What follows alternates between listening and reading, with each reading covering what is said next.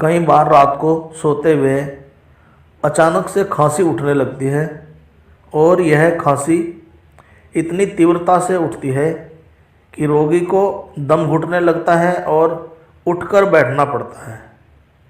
ऐसे समय में इस अत्यधिक परेशानी के लिए एक्यूप्रेशर में बहुत आसान उपचार के द्वारा आप इस समस्या से निजात पा सकते हैं।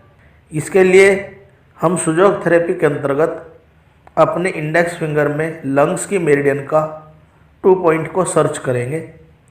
सर्च करके इसे एक्टिव करेंगे, press and release, press and release, press and release. Active करने के बाद हम इस पर एक येलो बॉल मैग्नेट अप्लाई करेंगे और अच्छे परिणाम प्राप्त करने के लिए इसे लगभग 6 घंटे तक लगा रहने देंगे।